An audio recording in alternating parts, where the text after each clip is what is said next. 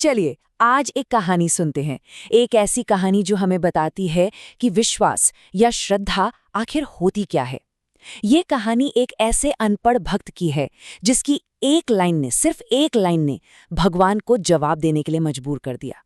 तो सवाल ये उठता है, और ये सवाल सदियों पुराना है।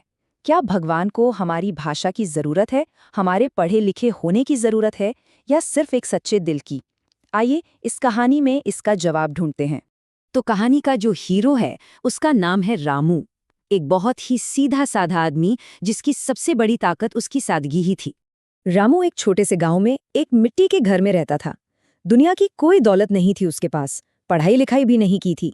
उसे कोई शास्त्र, कोई मंत्र नहीं आते थे। अगर उसके पास कुछ था तो बस दो चीजें थीं, एक टूटा हुआ दिल और एक अटूट विश्वास। पता है, उसकी भक्ति का तरीका सबसे अलग था। वो रोज मंदिर तो जाता था, लेकिन कोई मंत्र या श्लोक नहीं पढ़ता था। वो तो बस भगवान की मूर्ति के सामने बैठ जाता और उनसे सीधे बात करता था, ठीक वैसे ही जैसे कोई बच्चा अपने पिता से करता है। अपनी सारी परेशानियां, अपनी सारी खुशियां, सब कुछ बता देता था। अब उसी मंदिर में एक पुजारी भी थे, अपने ज्ञान के घमंड में चूर। वो रामू को देखकर हमेशा मजाक उड़ाते थे। कहते थे, अरे ये अनपढ़ आदमी भगवान के बारे में क्या जानेगा।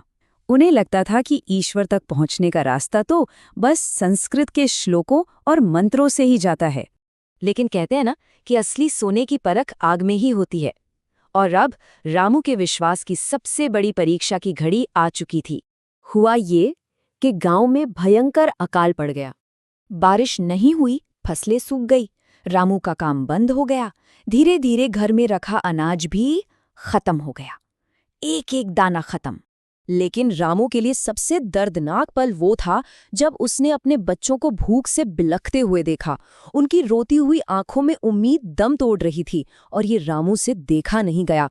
और बस यहीं से, इसी टूटन से कहानी एक ऐसे मोड़ पर पहुंचती है जहां इंसान और ईश्वर के बीच की हर दूरी मिट जाती है। अपने परिवार को इस हाल में देखकर वो इंसान जिसका विश्वास कभी नहीं डगमगाया, वो रामू पहली बार पूरी तरह से टूट गया। वो मंदिर गया, भगवान के सामने बैठा, और इस बार वो कुछ बोला नहीं, बस चुपचाप देखता रहा। और फिर न जाने कहाँ से हिम्मत आई, उसने कोयले का एक टुकड़ा उठाया और कांपते हाथों से मंदिर की दीवार पर लिख दिया, बस एक सवाल, जो शायद इतिहास की सबसे छोटी और सबसे ताकतवर प्रार्थना थी। भगवान, अगर तू मेरा नहीं हुआ तो मैं किसका हूँगा?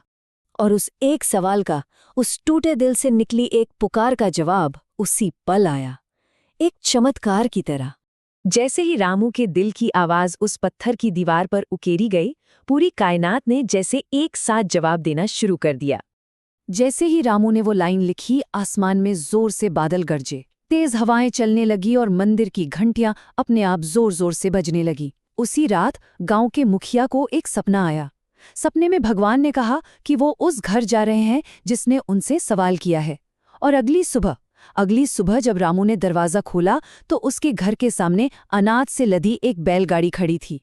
तो इस कहानी का, इस चमत्कार का असली मतलब क्या है? चलिए थोड़ा गहराई से सोचते हैं इस बारे में। जब रामू वापस मंदिर गया तो उसकी आंखों में आंसू थे। उसने दीवार पर लिखी लाइन को देखा, सिर झुकाया और बस इतना ही कह पाया, भगवान, मैं तो तुझसे लड़ रहा था, गुस्सा कर रहा था, पर तू तो उस वक्त भी मुझे ही संभाल रहा था। तो इस कहानी से सबसे बड़ी सीख क्या मिलती है? यही कि भगवान को हमारी डिग्रियां, हमारे रटे रटाए मंत्र या सुंदर शब्द नहीं चाहिए। उन्हें तो बस एक सच्चा दिल चाहिए, एक मासूमियत चाहिए। और जब कोई पुकार गहरे दर्द से निकलती है तो वो किसी भी पूजा पाठ या किसी भी अनुष्ठान से ज्यादा शक्तिशाली होती है। ये कहानी हमें ये सोचने पर मजबूर कर देती है कि जब हमारे पास कहने को शब्द नहीं बचते, जब सिर्फ खामोशी होती है, तो वो खामोशी क्या है? शायद वो भी एक प्रार्थना ही है, सबसे सच्ची, सबसे गहरी प्रार्थना।